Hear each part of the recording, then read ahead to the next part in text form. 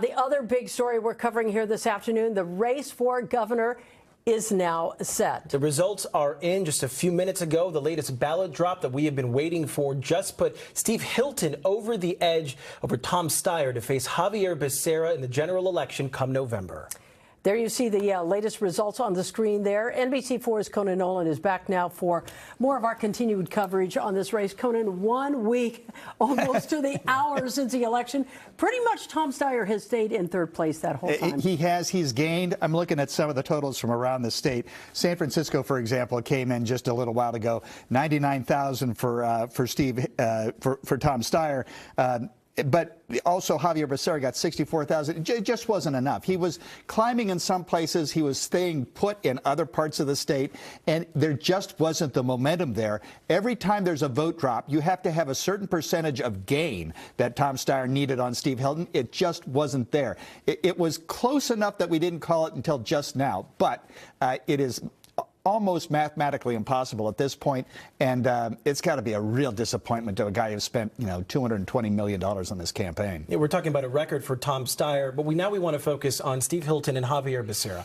I know we just talked a few minutes ago, but Becerra, you expect him to move on to the general and win the general election here, but in terms of Hilton, there does seem to be an appetite for change of the status quo, whether it's Hilton or even locally here. We saw what Spencer Pratt was able to do.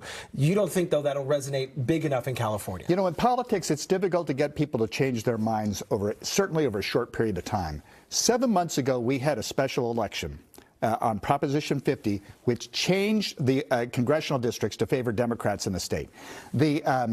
It wasn't doing much until Gavin Newsom changed it to say, listen, it's not about congressional districts. Take a shot at Donald Trump. It's about Donald Trump. Then all of a sudden, participation went through the roof. It passed with, 65, 66% of the vote?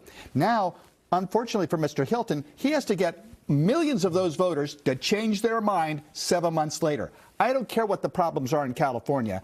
There are enough people who believe that we have a problem with Washington first. And so that is his problem. He has to embrace Donald Trump enough to have support from Republicans, but not so much that he's considered an emissary of Donald Trump. And I have to tell you, it is so difficult. There was a guy named Lonnie Chin who ran for controller a couple of years back. He's a Republican, but worked for Barack Obama at one point on the Social Security Administration. He didn't even get elected. He was endorsed by the LA Times. If a guy like that, a Republican like that, can't get elected to the state, good luck to Steve Hilton. All right, Conan, as always, we will be back to talk to you more about this. Right. In the meantime, stay with us for more coverage on the governor's race. Our reporters are also following the Becerra and the Hilton campaigns today. They're both campaigning. We have team coverage coming your way at 5:30. Also in our Decision 2026 coverage, the L.A. mayor's race is set. Incumbent Mayor Karen Bass will face off Councilmember Nithya Raman in November. Now at 5:30, we return to our coverage of Decision 2026 and the new update in the race for governor. NBC News now projecting Republican Steve Hilton will advance to the general election in November to face Democrat Javier Becerra. That coming down within just the past 30 minutes. NBC4's Hetty Chang is live outside for us at the L.A. County Registrar of Voters in Norwalk, where, Hetty, we know today Hilton called on California to change its election system. Colleen and Jonathan, that's right. And we just heard again from Steve Hilton about 10 minutes after NBC News made that projection about him moving on to face Javier Becerra in November. He sent us a statement saying, in part, what an incredible honor to be chosen by Californians to lead the movement for change in the greatest state and the greatest nation on earth. And he said change is coming. And one of the things Hilton wants to change first is California's voting system. Here's my offer to Javier Becerra. The simplest, most immediate thing we can do to fix our election system in California, what is it? Voter ID. Yes. Gubernatorial hopeful Steve Hilton inviting his opponent in November to join him in his campaign to change California's voting system, a system that Hilton and other critics say takes too long to process mail-in ballots and signatures, which Hilton supporters say has damaging effects. Under the current system, it breeds a lack of confidence, confusion, anxiety, and distrust overall. Hilton laying out what he's calling an emergency election count accelerator plan. He wants ballots only to be mailed to voters who request them, and he wants those ballots to be received by Election Day. Hilton calling on California to require a photo ID to vote, and for current election results to be counted and verified by 8 p.m. June 11th. Voter ID is something that can happen quickly because it's on the ballot in November. So that doesn't require a whole debate about our election system. We just have to pass it in November. That itself would really speed things up. How would that speed things up? Because you wouldn't need signature verification.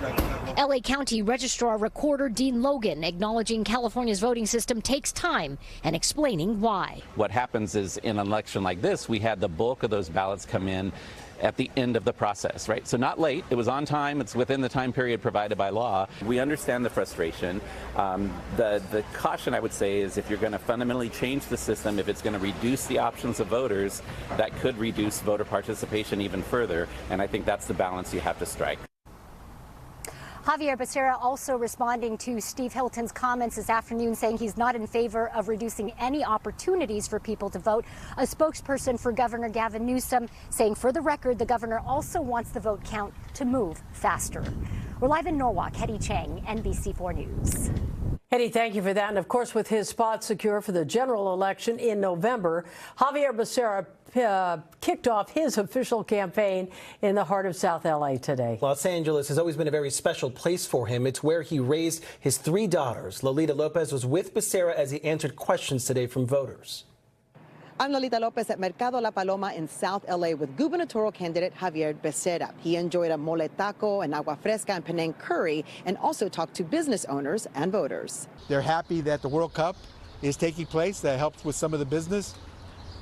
But these are the folks that I grew up around. I mean, I walking into this mercado reminded me of home. Business owners and voters appreciating the chance to meet the former state attorney general, congressman, and cabinet member under President Biden. I'd definitely like to learn more information about him, but being his first time in the mercado is always special and nice. The fact that he's changed to supporting universal health care is a big deal. Becerra's opponent could be Republican Steve Hilton, who today challenged Becerra to join him in supporting the voter ID ballot initiative. Tell them to come join me here where the real people are. Rather than joining people like Donald Trump, who is again claiming that the election in California was fraudulent. That's who's endorsing Steve Hilton. Becerra explained why he doesn't like the pace of the vote count. I am absolutely against anything that tries to diminish the vote of people, especially people like those who are working in here. Looking ahead to November, he's encouraging voters to cast their ballots early and avoid creating counting delays, and also supports all forms of voting, including mail-in ballots. If elected, he would become the first Latino governor in California since the late 1800s. What's most important is not to be the last, is to make sure that what we're showing people is that a kid who's the son of immigrants, who had a father who didn't get past the 6th grade, parents never had a chance to go to college, that kid may become the next governor of the state of California. Becerra heads back home to Sacramento tonight and will continue campaigning across the state. Lolita Lopez, NBC4 News. And remember, you can stay updated on all the results 24/7. Just head to NBCLA.com or the NBCLA app for a full list of the results.